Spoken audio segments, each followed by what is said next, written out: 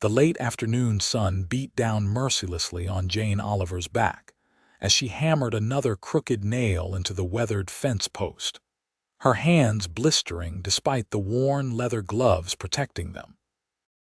The summer of 1876 in Wyoming Territory was proving itself as harsh as everyone in Green River had warned. And this abandoned stretch of land, 15 miles outside town, seemed determined to break her spirit before she could even prove her claim legitimate. She had been working since dawn, her water nearly gone, her muscles screaming protest with each swing of the hammer, but stopping meant admitting defeat, and that was something Jane Oliver had sworn never to do again. The fence she was mending had been neglected for at least 3 years, maybe longer, the previous owner having died without heirs and the land reverting to the territorial government before being offered up for homestead claims. Jane had scraped together every penny from 5 years of working as a seamstress in Philadelphia to make the journey west after her father's death. And now, she was 23 years old with nothing but this broken-down property and a determination that burned hotter than the Wyoming sun. She straightened, wiping sweat from her forehead with the back of her arm, and surveyed the endless expanse of prairie grass stretching toward the distant mountains. The fence line seemed to go on forever, each post more damaged than the last, and she had maybe repaired 20 feet in the past 6 hours. At this rate, winter would arrive before she finished even a quarter of the property's perimeter. The sound of hoofbeats made her spin around, her hand instinctively reaching for the rifle leaning against the fence post. Strangers out here could mean trouble, and a woman alone was vulnerable in ways that made her stomach clench with fear. But she stood her ground, watching as a rider crested the small rise to the east, leading a pack horse behind him. As he drew closer, Jane could make out more details. He was tall in the saddle, wearing a dusty brown hat pulled low against the sun, and he sat his horse with the easy confidence of someone who had spent more of his life riding than walking.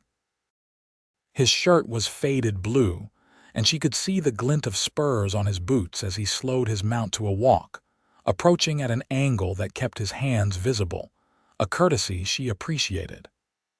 "Afternoon," he called out when he was still a good 30 feet away, pulling his horse to a stop. "Did not mean to startle you. Name is Henry Lancaster. I've got a spread about 8 miles northeast of here, and I was riding fence when I saw someone working out this way." Jane kept her hand near the rifle but nodded in acknowledgement. "Jane Oliver, this is my land now. Filed the claim 3 weeks ago." Henry pushed his hat back slightly, and she could see his face more clearly now. He was young, maybe 26 or 27, with dark hair and sun-weathered skin that spoke of years working outdoors. His eyes were a startling blue, and they held a directness that was somehow both unsettling and reassuring. "This is the old Peterson place," he said, not quite a question. "Been empty since old Marcus died back in '73. That is a lot of land for one person to work." "I will manage," Jane said, hearing the defensive edge in her own voice. She had heard variations of this statement from nearly everyone in Green River, always delivered with that same tone of polite skepticism that made her want to scream. Henry swung down from his saddle with fluid grace, and Jane tensed. But he just walked to his pack horse and started untying something from the saddle. "I was not questioning your ability, Miss Oliver, just making an observation. This fence line is in worse shape than I remembered." "You planning to run cattle or sheep?" "Cattle," Jane said. "Eventually. Once I get the land secured and a proper barn built. You have got a house on the property. There is a cabin. It needs work, but it is livable." Henry pulled a canteen from his pack horse and walked toward her slowly, stopping a respectful distance away. "You look like you could use some water. Mine is still cold from the creek I crossed about an hour back." Jane's throat was parched, and her own water had been warm and stale since midday. Pride warred with practicality, and practicality won. She nodded, and he tossed the canteen gently. She caught it, unscrewed the cap, and drank deeply. The water was indeed cold, sweet, and clean, and she had to force herself not to drain the entire thing. "Thank you," she said, handing it back. Henry took a drink himself, then recapped it. "That fence post you are working on is rotted at the base.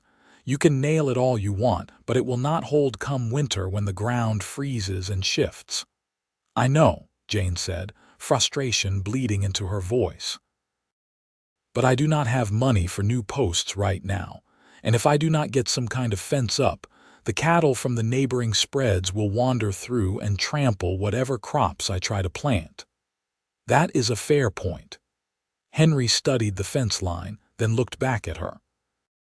"I've got about 60 fence posts in my barn that I replaced last year.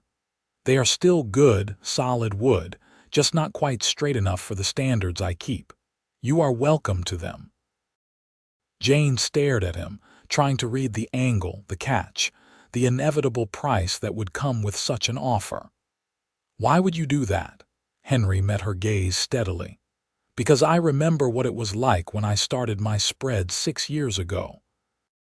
I was 21, had nothing but a piece of paper saying I owned land and a stubborn refusal to go back east and work in my father's bank. A few people helped me when they did not have to, and I figure I should pass that along." "I cannot pay you," Jane said bluntly. "I am not asking you to. Consider it a welcome to the territory gift." He walked back to his horse and swung into the saddle. "I will bring them by tomorrow if that suits you, morning, probably around 8. "Wait," Jane said, and he paused. "I do not understand. You do not know me. Why would you help me?" Henry considered the question, his expression thoughtful. "I guess because you are out here alone in the heat, working on a fence that most men would have given up on hours ago. That says something about your character. Besides, like I said, people helped me once. Only seems right to return the favor." He tipped his hat to her and turned his horse, clicking softly to the pack animal to follow. Jane watched him ride away, conflicted emotions churning in her chest. She had spent the past 5 years learning to rely only on herself, to trust no one, to expect nothing from anyone. Kindness without strings attached felt almost foreign. But as she turned back to the fence post and saw how truly rotted it was, saw the endless line of similar posts stretching into the distance, she felt something loosen slightly in her chest. Maybe not everyone in this territory was waiting for her to fail. Maybe some people actually meant what they said. She worked until the sun touched the western horizon, then gathered her tools and trudged back toward the cabin. It sat in a small hollow, sheltered slightly by a stand of cottonwood trees that marked a seasonal creek. The cabin was small, maybe 12 feet by 14 feet, with a sod roof that leaked in 3 places and a door that did not quite close properly. But it had 4 walls and a stone fireplace, and it was hers. Inside, she lit the oil lamp and assessed her meager supplies. Flour, cornmeal, salt pork, coffee, and a few withered potatoes. She would need to make another trip to Green River soon, which meant spending money she did not have. The thought made her stomach clench with anxiety. She fixed a simple meal of fried salt pork and cornmeal mush, eating mechanically while her mind circled back to Henry Lancaster. He had seemed genuine, but she had been fooled before. Her former employer in Philadelphia had seemed genuine too, right up until he tried to force himself on her, and then fired her when she fought him off. Her father's business partner had seemed genuine until he disappeared with all their savings, leaving her father to die of a broken heart and untreated illness. No, she could not afford to trust anyone, no matter how blue their eyes or how kind their words. She would accept the fence posts if he actually brought them because she needed them, but that was the extent of it. She would make no promises, incur no debts that could be called in later. Sleep came hard that night, her body exhausted but her mind racing. She finally drifted off near midnight, only to wake with the dawn, her muscles protesting every movement. She forced herself up, brewed coffee strong enough to strip paint, and headed back out to the fence line. She had been working about 2 hours when she heard the wagon.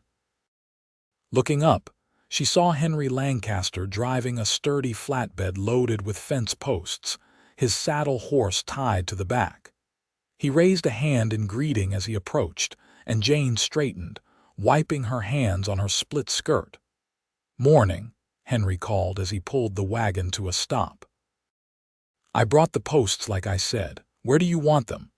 "You actually came," Jane said before she could stop herself. Henry gave her a quizzical look as he climbed down.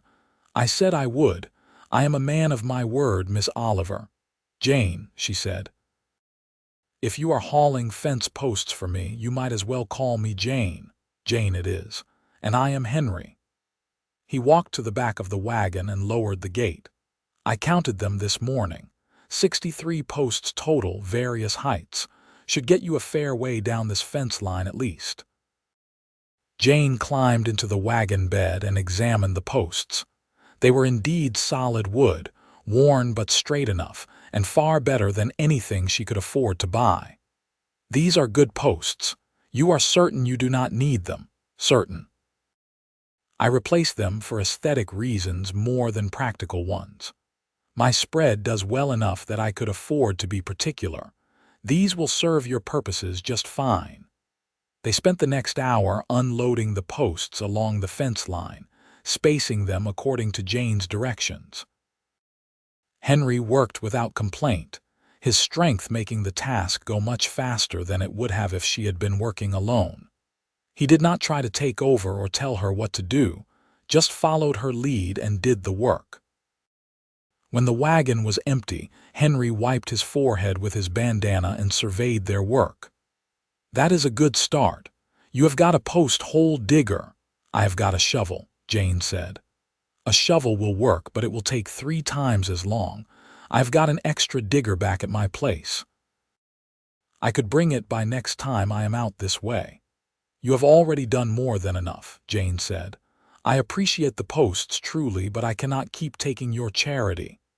"It is not charity," Henry said, his voice mild but firm. "It is neighborliness. There is a difference. Out here, people help each other because we have to. Winter is hard, drought is hard, this land is hard. If we do not look out for each other, none of us will make it." Jane wanted to argue, wanted to maintain her careful walls, but the sincerity in his eyes made her pause. "I will pay you back," she said finally. "When I get my cattle operation going, I will pay you back for all of this. If that makes you feel better, fine. But I am not keeping a ledger, Jane. I am just being a decent neighbor." He climbed back onto the wagon seat, gathered the reins, then paused. "There is a barn raising next Saturday at the Murphy place, about 10 miles south of here. Whole community turns out, the men work on the barn, the women cook, and everyone shares a meal after. You should come. Good way to meet your neighbors." "I do not know," Jane said. "I have got so much work to do here." "The work will still be here on Sunday. And you will need these people come winter, Jane. You will need to know who you can count on and who will trade with you. Isolation might feel safer, but it is not practical out here."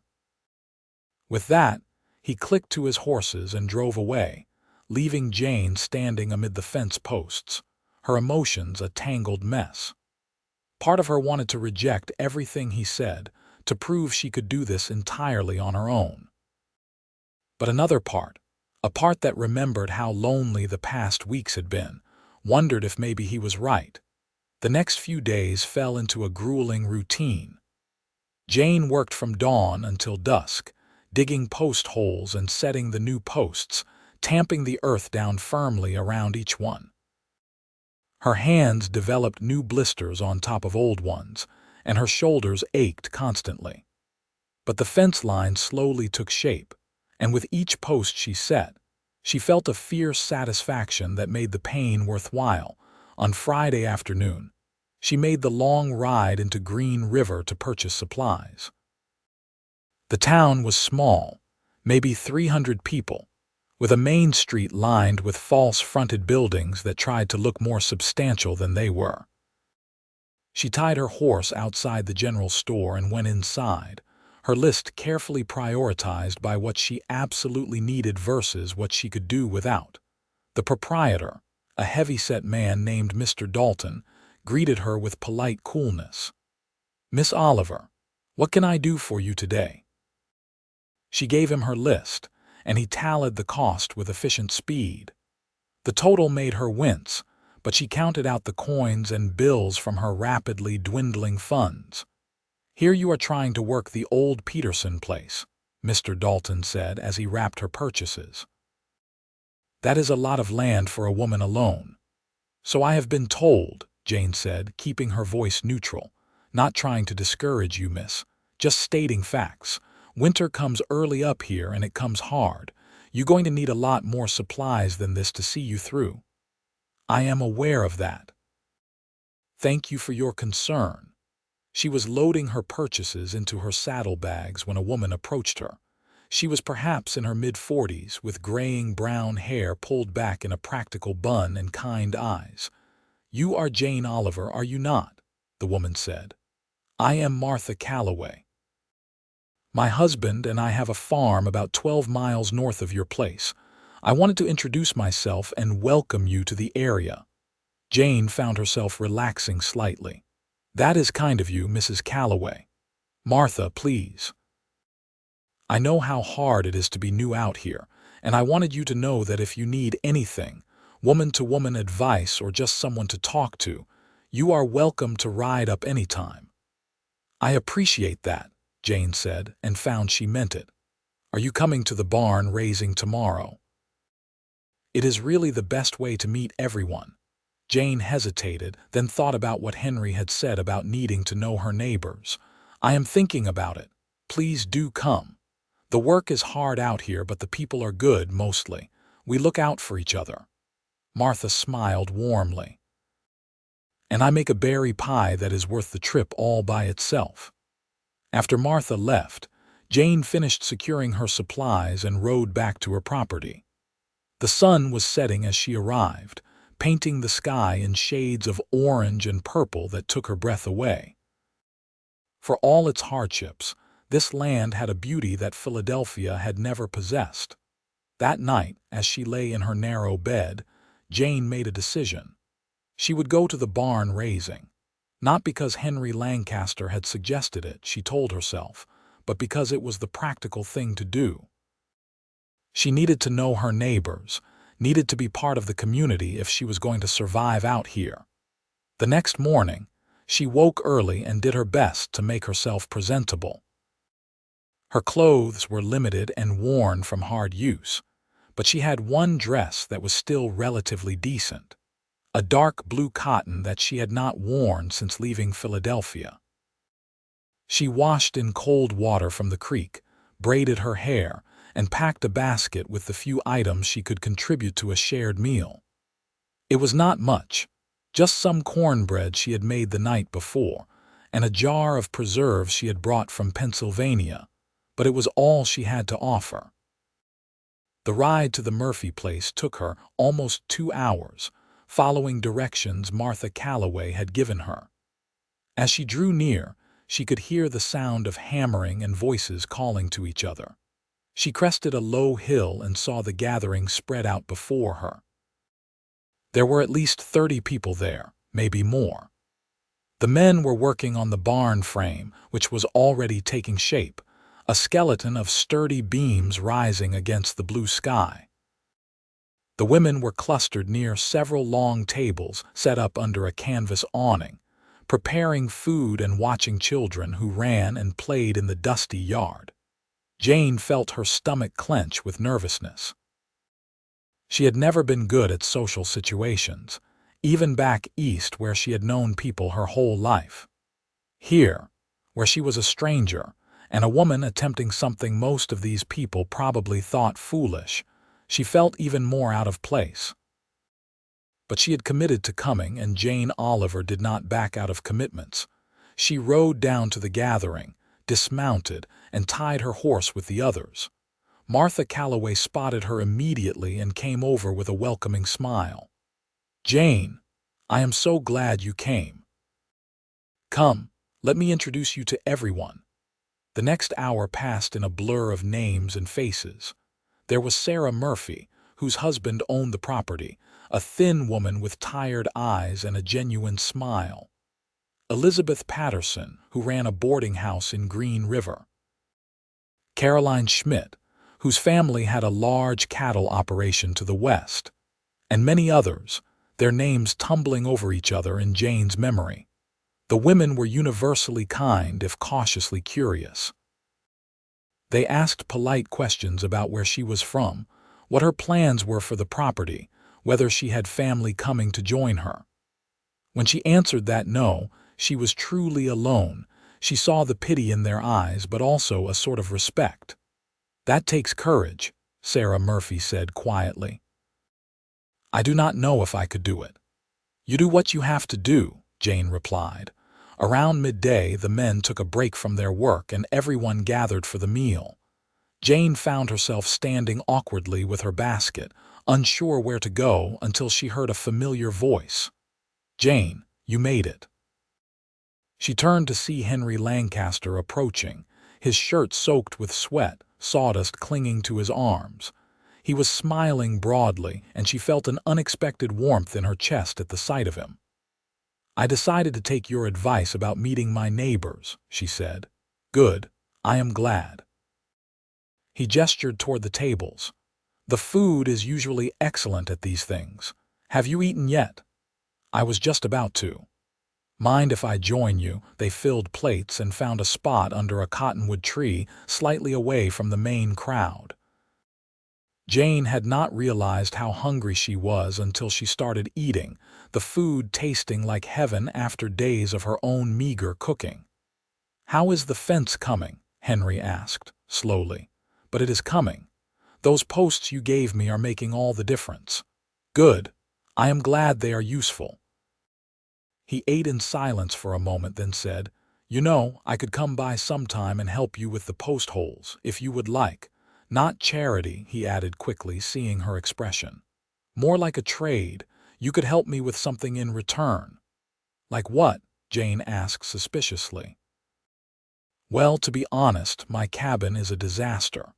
I can build and mend and work cattle, but I cannot so to save my life.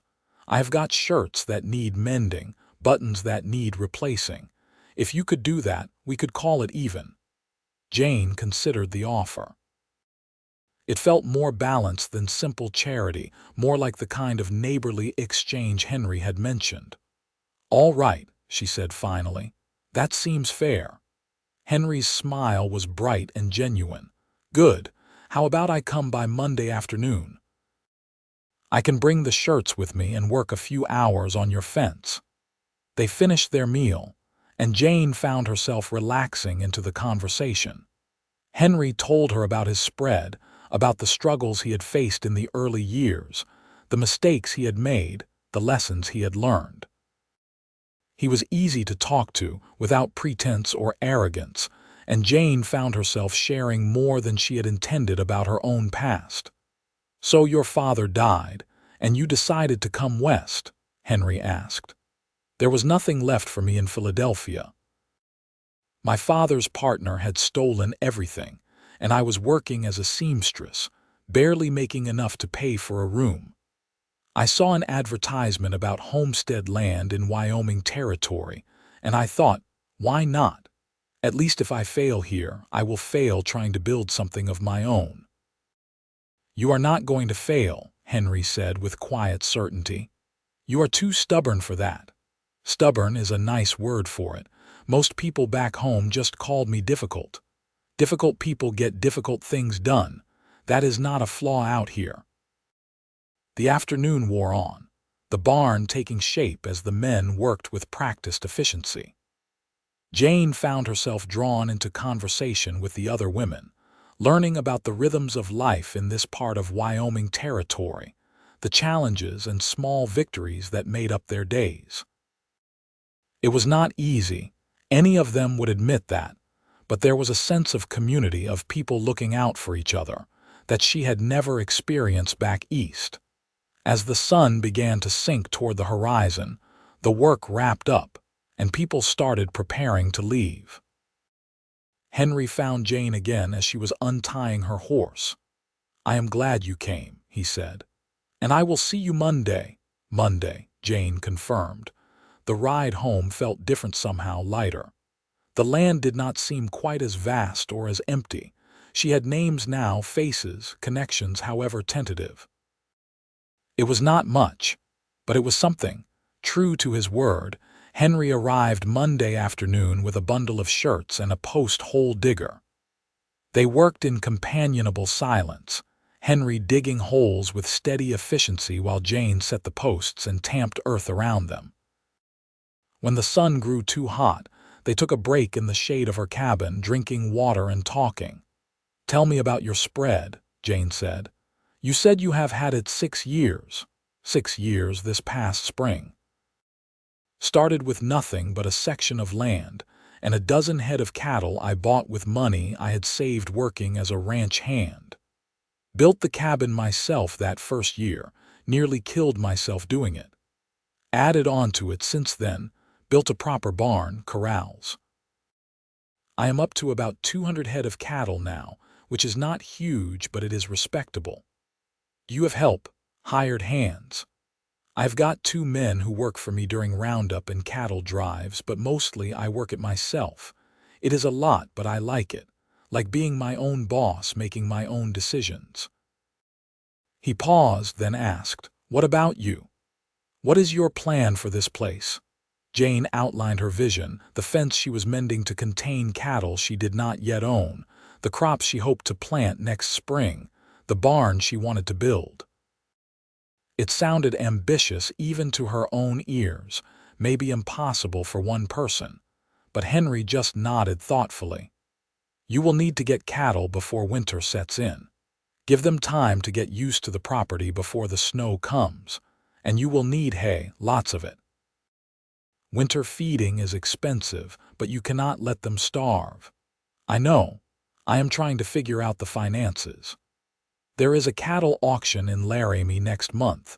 You could probably get some decent stock there at a fair price, and I could loan you some hay from my stores if you need it. Pay me back after you sell your first calves." Jane started to protest, but Henry held up a hand. "Before you say no, think about it practically. Your cattle starve, you lose everything. My hay sits in my barn. I've got more than I need for my own herd this year. It makes sense to share it." "Why are you doing all this?" Jane asked, not for the first time. "You do not know me. You do not owe me anything." Henry was quiet for a long moment, his expression serious. "Honestly, at first it was just because helping people is what you do out here. But now, after talking with you, getting to know you a bit, I guess I am doing it because I like you. You are smart and tough, and you do not give up. Those are qualities I admire." He met her eyes directly. "And I would like to be your friend if you would let me." Jane felt something shift in her chest, a wall she had not even realized she was maintaining beginning to crack. "I am not very good at having friends," she admitted. "I have been disappointed too many times." "Then I will just have to not disappoint you," Henry said simply. They went back to work, and by the time the sun was setting, they had set another dozen posts. Henry packed up his tools and mounted his horse, and Jane handed him the bundle of shirts, now neatly mended. "These look better than when they were new," Henry said, examining her work. "You are talented. It is just sewing. It is a skill and it is valuable. Do not diminish it." He tipped his hat to her. "I will see you soon, Jane." Over the following weeks, a pattern developed. Henry would come by every few days, sometimes to help with the fence, sometimes just to check on her or bring supplies she might need. In return, Jane mended his clothes, helped him with tasks that required more delicate work, and slowly, cautiously, allowed herself to trust him. It was not easy. Every instinct she had developed over the past 5 years screamed at her to maintain her independence, to expect betrayal, to protect herself. But Henry never pushed, never demanded anything she was not willing to give. He was patient and steady, and slowly, she found herself looking forward to his visits. One afternoon in late August, Henry arrived with unexpected news. "There is a dance in Green River on Saturday night," he said. "I was wondering if you would like to go with me." Jane felt her heart skip. "Like a courting thing," Henry smiled. "Like a getting to know each other better thing. No pressure, just a chance to have some fun." "When was the last time you did something just for fun?" Jane could not remember. In Philadelphia, there had been no money for entertainment, and since arriving in Wyoming, every moment had been consumed with survival. "I do not know how to dance," she admitted. "Neither do most people who show up to these things.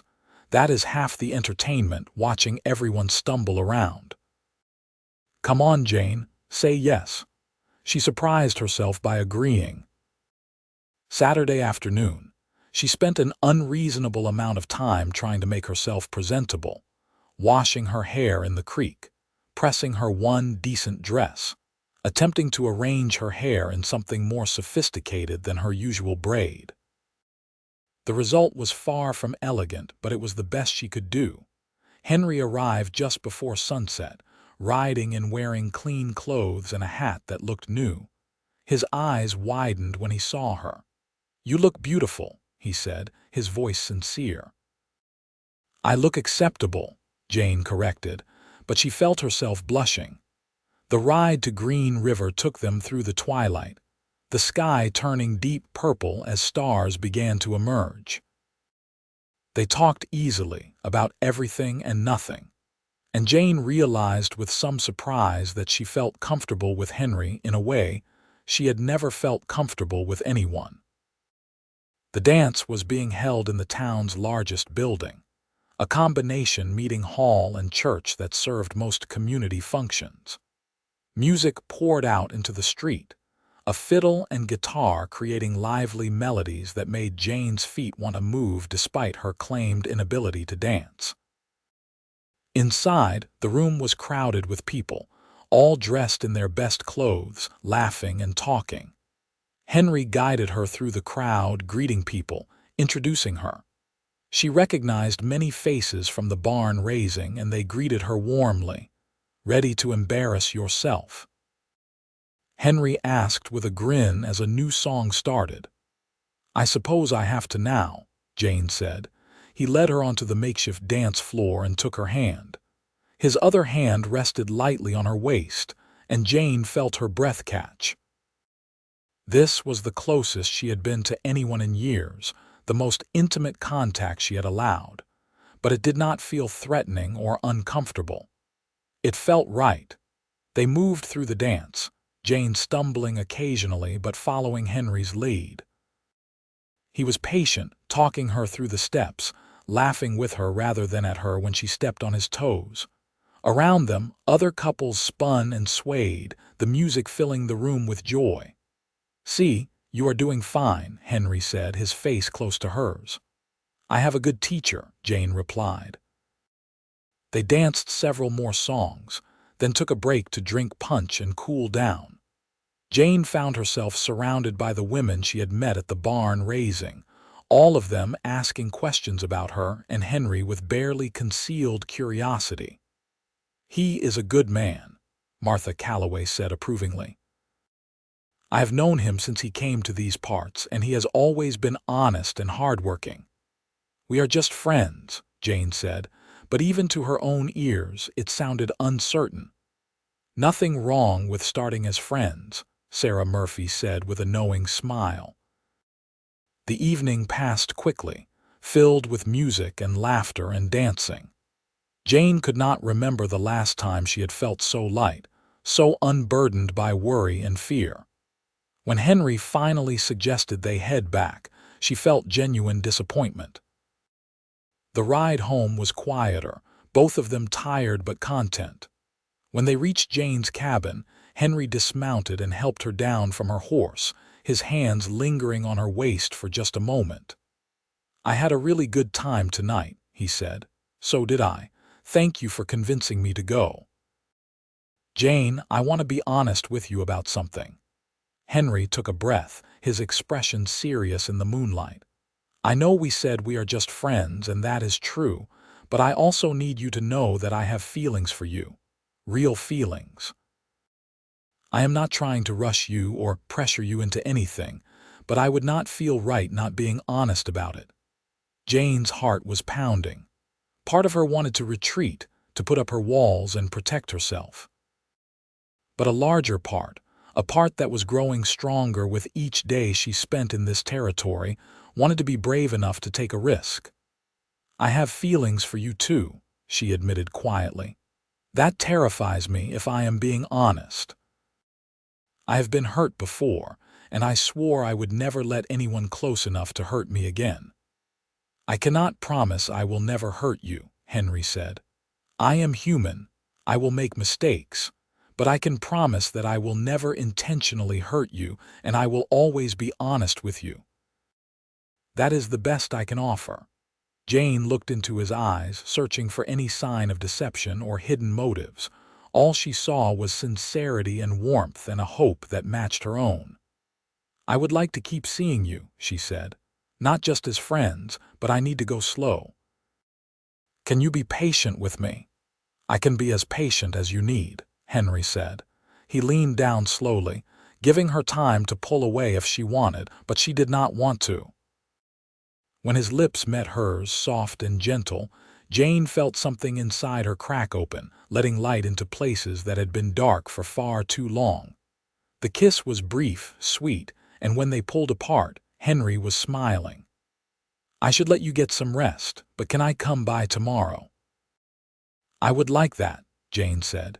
She watched him ride away, her fingers touching her lips, her heart full of emotions she had thought she would never feel again. Fear was still there, but it was tempered now by hope, by the possibility that maybe, just maybe, she could have more than just survival. Maybe she could have happiness too. The next few months transformed Jane's life in ways she had never anticipated. The fence got finished with Henry's help, strong and solid.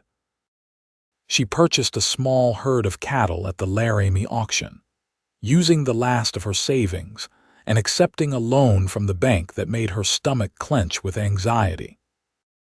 But Henry was there, advising her on which animals to buy, helping her drive them back to her property, showing her the basics of cattle management. Her cabin remained small, but it became more of a home. She traded sewing work for supplies, her skill with a needle earning her a reputation in Green River that brought in steady income.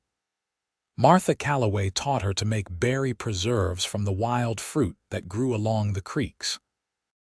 Sarah Murphy showed her how to bake bread that did not turn into hard rocks, and through it all, Henry was there. Not hovering or controlling, but present, helping when she needed it, respecting her independence when she did not. They spent long evenings talking, sharing their pasts, their hopes, their fears. He told her about his family back east, parents who had wanted him to follow a respectable banking career and who had been bitterly disappointed when he chose the West instead. She told him about the man who had assaulted her, about the shame and anger she had carried, about how coming west had felt like her only chance to start over. "You are so much stronger than you realize," Henry said one evening as they sat on her cabin steps, watching the sun set. "Everything you have survived, everything you have built here, that takes extraordinary strength. I do not feel strong most of the time.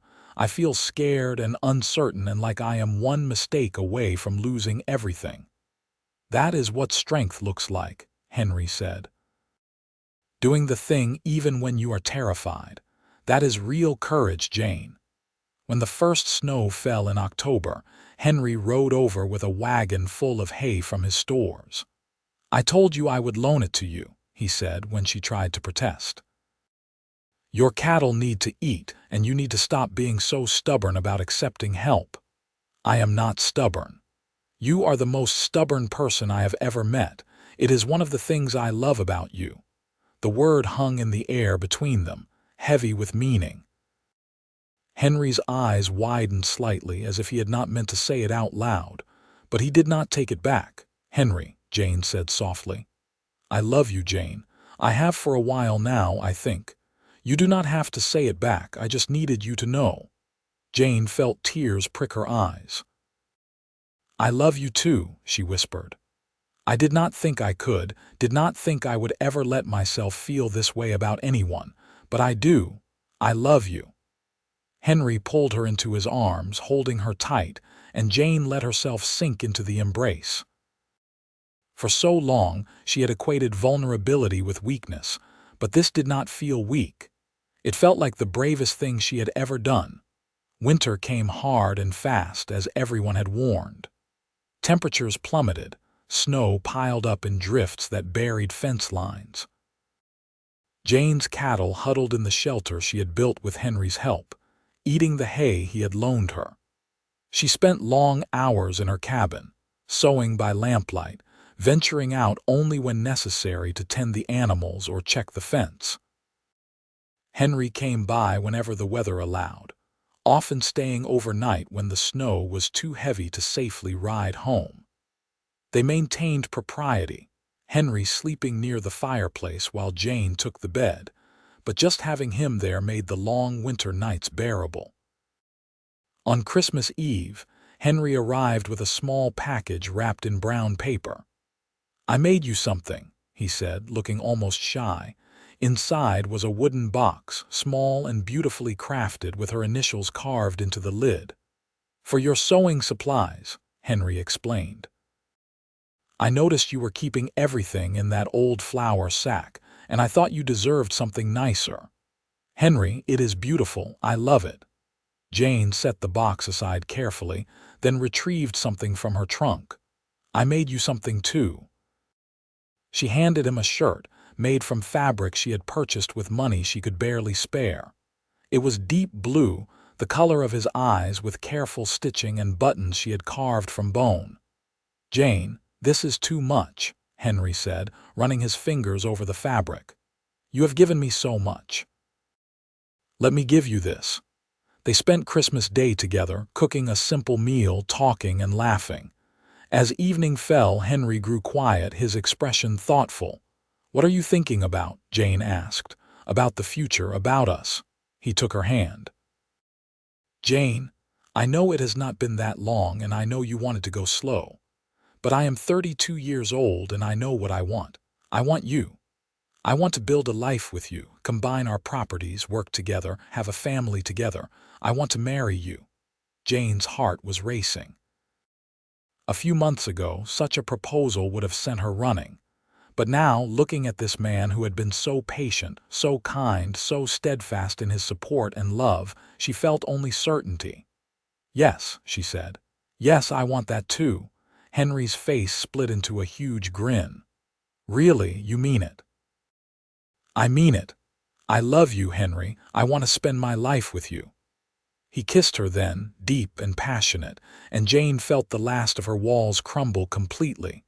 She was no longer alone, no longer fighting to survive on her own. She had a partner, an equal, someone who loved her for exactly who she was. They married in early spring, a simple ceremony in Green River with the whole community in attendance. Martha Calloway cried happy tears, and even the usually stern Mr. Dalton from the general store cracked a smile. Jane wore a dress she had made herself, simple but elegant, and Henry wore the blue shirt she had given him for Christmas. After the ceremony, there was a celebration at Henry's ranch, which was larger and more established than Jane's property. They had decided to combine their operations, using Jane's land for crops and hay while focusing the cattle operation on Henry's spread. It made practical sense, but more than that, it felt like they were truly building something together. That night, in the cabin that was now their shared home, Henry carried Jane over the threshold with exaggerated ceremony that made her laugh. "Welcome home, Mrs. Lancaster," he said. "It feels strange to have a new name," Jane admitted, "but good strange. You will always be Jane to me." Strong, stubborn, beautiful Jane. Their first year of marriage was an adjustment, learning to share space and decisions, to compromise and communicate. But the foundation of respect and love they had built made even the difficult moments manageable. They worked their land together, Jane's organizational skills and Henry's physical strength complementing each other perfectly. In late fall, Jane realized she was pregnant. The news filled her with equal parts joy and terror. "What if I am not a good mother?" she asked Henry one night, her hand on her still flat stomach. "You will be an amazing mother," Henry said with absolute certainty. "Look at everything you have accomplished, every challenge you have overcome. Raising a child is just another adventure we will take on together." Their son was born the following June, a healthy baby boy with his father's blue eyes and his mother's stubborn chin. They named him James, and he transformed their lives in ways neither of them had anticipated. Jane had never been around babies much, but maternal instinct kicked in with surprising force. She found herself fiercely protective, overwhelmed with love for this tiny person they had created.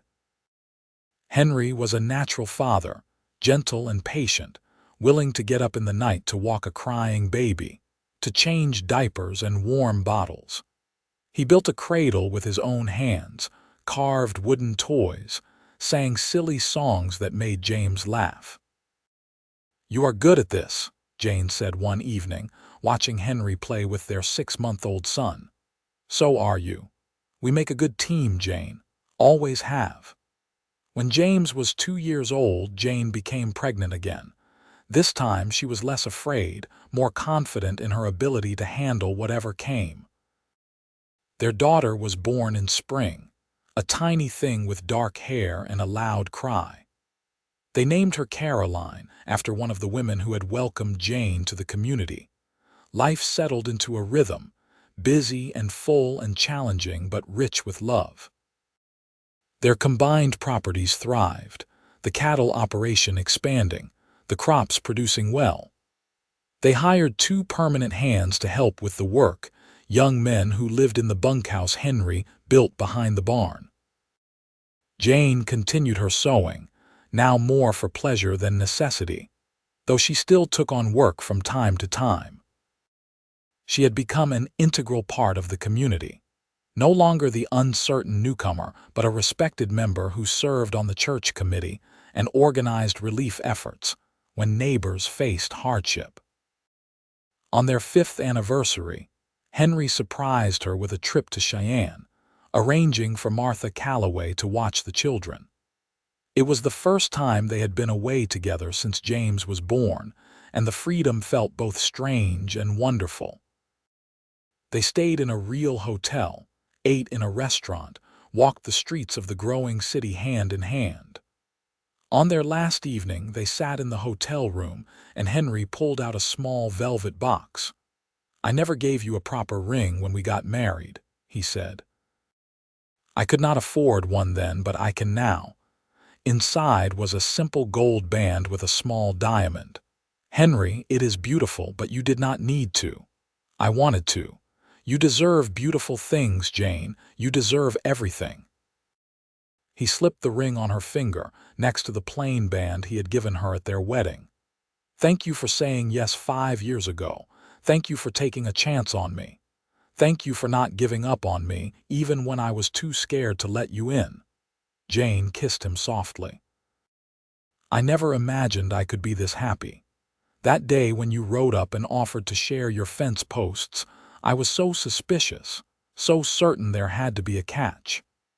The only catch was that I fell in love with you almost immediately," Henry said. "You were standing there in the sun, covered in dust, so determined and fierce. I thought you were the most beautiful thing I had ever seen. They returned home to their children, their land, their life. Time passed in the way it does when you are happy, simultaneously fast and full. James grew into a serious boy who loved working with his father, learning to ride, to rope, to care for cattle.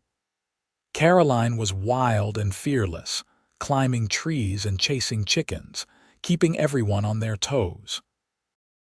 When Jane was 32, they had another child, a surprise late baby they named Sarah after Sarah Murphy, who had passed away the previous year. Sarah was a peaceful baby, content to observe the world with wide eyes, and she completed their family in a way that felt perfect. The years brought challenges, of course. A harsh winter when they lost several head of cattle, a summer drought that devastated the crops. Henry broke his leg in a riding accident and spent months hobbling around on crutches, frustrated by his limitations. Jane's eyesight began to weaken from years of fine sewing, requiring her to get spectacles from the traveling optometrist. But they faced each challenge together, their partnership deepening with each passing year.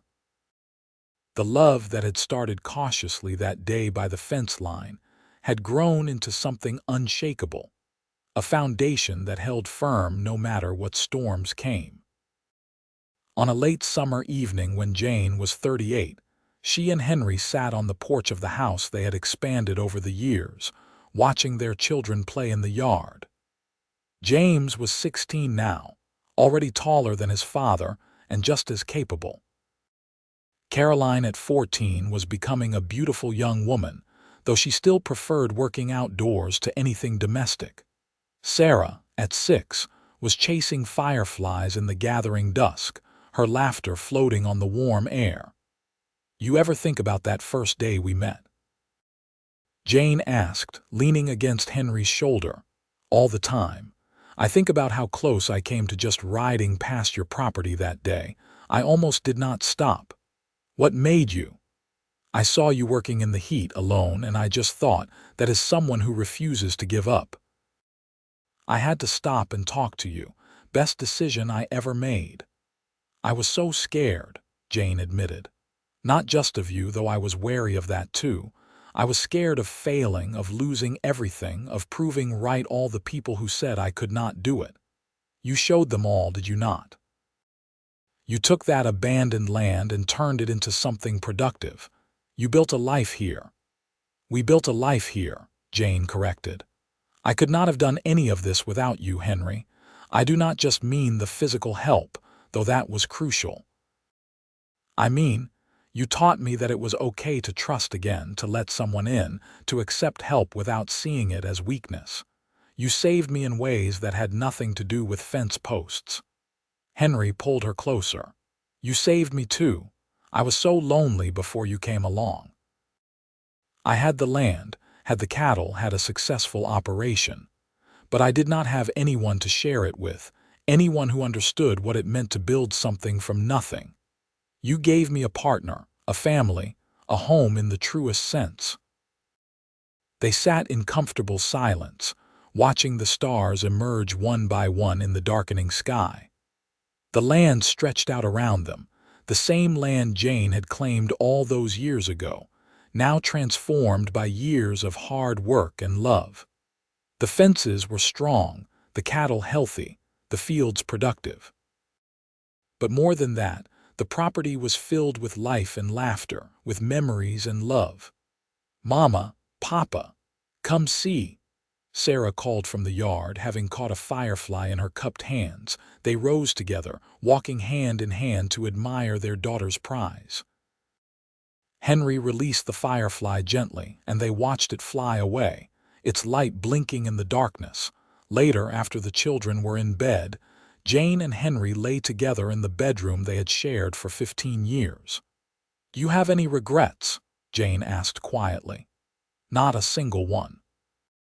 Every choice that brought me to you, every hardship that taught me something I needed to know, I would do it all again exactly the same way if it meant ending up here with you." Henry turned to face her, his hand cupping her cheek. "What about you? Any regrets?" "I regret wasting so much time being afraid, trying to prove I did not need anyone. But that is about all. This life we have built, this family, this love. It is more than I ever dreamed of back in Philadelphia when I was planning my escape west." "You know what I think," Henry said. "I think you were not escaping. I think you were running toward something, even if you did not know it yet. You were running toward your real life, your true self. And I am grateful every day that your journey brought you here, to that abandoned piece of land, on that hot summer day when I decided to stop and say hello." "My journey brought me home," Jane said softly. "Not to the land, but to you. You are my home, Henry. You and our children, this life we share. That is what home means now." They fell asleep wrapped around each other, secure in the love they had built, the life they had created. Outside, the Wyoming wind whispered through the cottonwood trees, the same wind that had blown across the land when Jane had first arrived, alone and determined.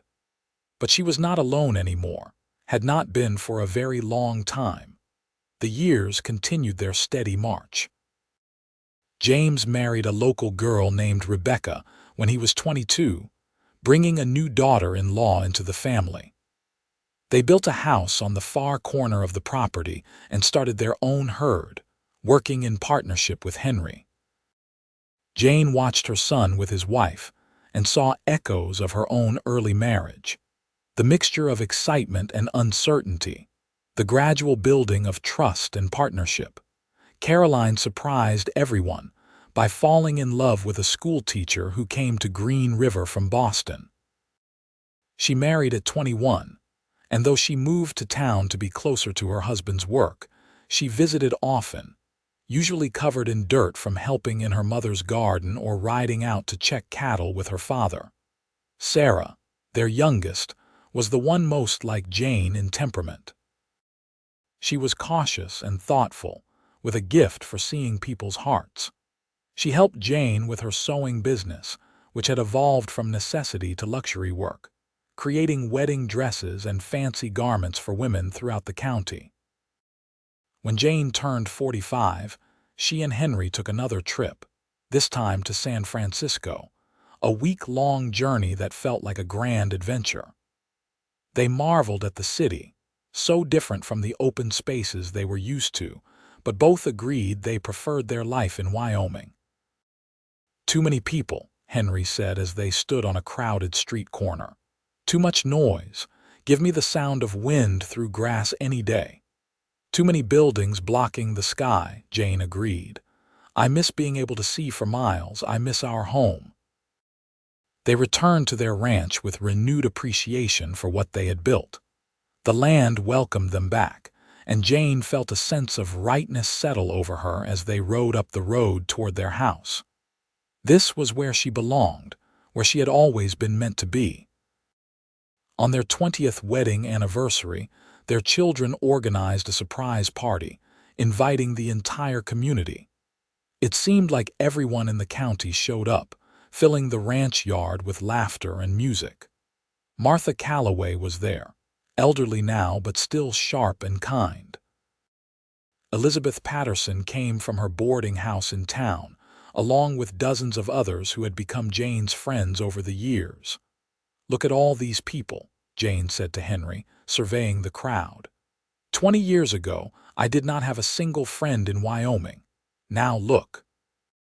"You have built more than a successful ranch, Jane. You have built a community. People respect you, admire you. You are not that scared woman working alone on abandoned land anymore." "I am still that woman," Jane said. "I am just not alone anymore. And I am not scared, at least not in the same way. Life still frightens me sometimes, the uncertainty of it, the possibility of loss. But I know now that I can handle whatever comes because I have you, I have our children, I have all of this." She gestured at the gathered crowd. "I have a support system I never dreamed possible." As evening fell, someone started playing a fiddle, and couples began to dance. Henry offered Jane his hand, just as he had at that first dance in Green River so many years ago. "May I have this dance, Mrs. Lancaster? Always, Mr. Lancaster." Always. They danced under the stars, surrounded by friends and family, and Jane felt a contentment so deep it was almost overwhelming. This was what happiness looked like, she thought. Not the absence of struggle or hardship, but the presence of love and purpose and belonging. The years grew kinder as they passed. Their grandchildren began to arrive, James and Rebecca having 3 children in quick succession, filling the ranch with new life and energy. Caroline had twin girls who were as wild and spirited as their mother. Sarah married a rancher from the neighboring county and settled nearby, close enough for frequent visits. Henry's hair turned silver, and lines deepened around his eyes, but to Jane, he was as handsome as the day she met him. Her own hair had threads of gray, and her hands bore the marks of decades of work, but she wore her age with pride. Each line, each gray hair represented a year lived fully, a challenge overcome, a joy experienced. On a morning in early spring, when Jane was 52 and Henry 55, they rode out together to check the fence line on what had been Jane's original property. The fence Henry had helped her build all those years ago had been replaced multiple times, but they still thought of it as their fence, the one that had brought them together. "You remember?" Jane asked, stopping near where they had first met. "Every detail." "You looked at me like you could not decide whether to shoot me or just tell me to go away. I was terrified of you, terrified of what it might mean if I let you help me, if I let you into my life. But you did let me in eventually. That took more courage than anything else you did, I think." Jane dismounted and walked to the fence, running her hand along the rough wood. "If someone had told me that day what my life would become, I would not have believed them. A husband I love, children and grandchildren, a successful ranch, friends, community. It would have seemed like an impossible dream." Henry came to stand beside her, wrapping his arm around her waist. "It is not a dream, though. It is real. We built this, Jane, together. Every bit of it." "Together," Jane echoed, leaning into his embrace. "That is the word that makes it all possible, is it not? Together." They stood there for a long time, looking out over the land that had once seemed so harsh and unforgiving. It was still harsh in many ways. Wyoming Territory had become Wyoming State, but the land itself was unchanged, demanding respect and hard work. But it was also beautiful, with a raw majesty that never failed to move Jane's heart. "I love you," she said, turning to face Henry. "After all these years, after everything we have been through, I love you more than I did on our wedding day. I did not think that was possible, but it is. I love you too, Jane. You are the best thing that ever happened to me, the absolute best thing." They rode back to the ranch house as the sun climbed higher, ready to face whatever the day brought. Their children and grandchildren would arrive soon for Sunday dinner, filling the house with noise and chaos and love. There would be work to do, cattle to tend, decisions to make. But that was life, and Jane had learned to embrace all of it, the challenges and the joys, the routine and the unexpected. That evening, with their family gathered around the extended dining table they had built to accommodate everyone, Jane looked around at the faces she loved and felt gratitude so profound, it brought tears to her eyes. Each person at this table existed because she had been brave enough to travel west, to file a claim on abandoned land, to work that fence line alone on a hot summer day until a cowboy rode up and offered to share his posts. Such a small moment, really. Such a simple gesture. But it had changed everything, had set in motion a chain of events that led to this crowded table, these beloved faces, this life rich with meaning and purpose. Henry caught her eye from across the table and she smiled back. A whole conversation happening in that single exchange. They had built this together, this family, this legacy. And it was good. As the evening wound down and family members began to leave, Jane and Henry stood on the porch, waving goodbye, their arms around each other. The stars were emerging in the darkening sky, brilliant and infinite, the same stars that had watched them build their life together. "Ready for bed?" Henry asked when the last wagon had disappeared down the road. "Ready," Jane said.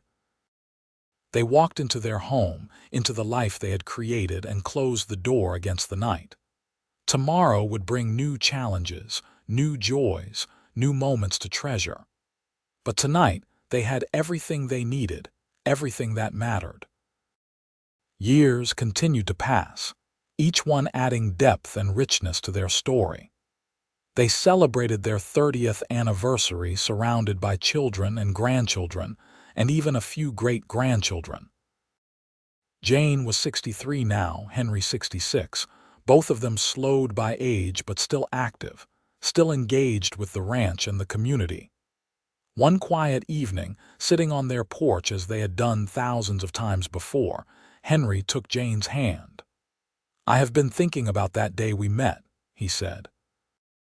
"About how many things had to align perfectly for us to find each other. If I had ridden my fence line a day earlier or later, if you had been working a different section of your property, if either of us had made different choices in the years before, we almost missed each other, Jane." "But we did not miss each other," Jane said firmly. "We found each other exactly when we were supposed to. I had to go through everything I went through in Philadelphia to be ready to appreciate you, to be brave enough to build a life here. And you had to have your experiences to become the man I fell in love with. It was all leading us to that moment. You believe in fate then." "I believe in us," Jane said. "I believe that some people are meant to find each other, and we were meant to find each other. Everything else is just details." They sat in comfortable silence as the sun set, painting the sky in shades of orange and pink and purple. The land stretched out before them, their land, marked by years of labor and love. The fences were strong, the cattle healthy, the next generation ready to take over when the time came. "No regrets?" Henry asked, echoing the question from so many years ago. "Not a single one," Jane said. "This life, this love, it is everything I never knew I wanted. You gave me that, Henry. You rode up that day and offered to share your fence posts, but what you really offered was a chance at happiness, at partnership, at love. You offered me a future I could not have imagined for myself. You gave me just as much," Henry said. "A home, a family, a purpose beyond just surviving. You made my life mean something, Jane." As full darkness fell and stars filled the sky, they remained on the porch, holding hands, secure in the love that had sustained them for more than 3 decades. The wind whispered through the cottonwoods, carrying the scent of grass and earth and home. This was their legacy, Jane thought. Not just the land or the cattle or the successful ranch operation. Their legacy was the family they had raised, the love they had shared, the life they had built together from nothing but determination and hope, and a willingness to be vulnerable with each other. She had come to Wyoming Territory as Jane Oliver, alone and afraid and determined to prove she could survive on her own. She had become Jane Lancaster, loved and supported, and part of something larger than herself. Both women were her, both were real, but the transformation between them was the story of her life, the story that mattered most. "Ready to go inside?" Henry asked eventually as the night grew cold. "Ready," Jane said. They rose together, moving slowly with the careful deliberation of age, and walked into their house. The fire in the hearth still glowed, warming the room. Pictures of their children and grandchildren lined the walls, marking the passage of time, the growth of their family. In their bedroom, Henry helped Jane with the buttons on her dress that her arthritic fingers struggled with, and she helped him pull off his boots. These small acts of service, repeated thousands of times over their marriage, were as much a part of their love as the passionate moments, maybe more so. They climbed into bed, and Henry pulled Jane close, her head resting on his shoulder. "I love you, Jane Lancaster," he said. "I have loved you for 33 years, and I will love you for however many more we get. I love you too, Henry. Always have, always will." They fell asleep like that, wrapped in each other's arms, two people who had found each other against all odds and built a life that exceeded anything either had dreamed possible. Outside, the Wyoming night was vast and dark and beautiful, the land they had claimed and worked and loved sleeping peacefully under the stars. And in the morning, they would wake and begin again, facing whatever the day brought with the same partnership that had sustained them for more than 3 decades. Because that was what love looked like in its truest form, not grand gestures or dramatic declarations, but the steady, everyday choice to face life together, to support each other, to build something meaningful side by side. Jane had been mending fences alone on abandoned land when the cowboy rode up and offered to share his. But what he had really offered was himself, his heart, his future. And she, in turn, had offered him the same. Together, they had built not just a ranch but a legacy, not just a family but a testament to what love and partnership could achieve. It was more than enough. It was everything.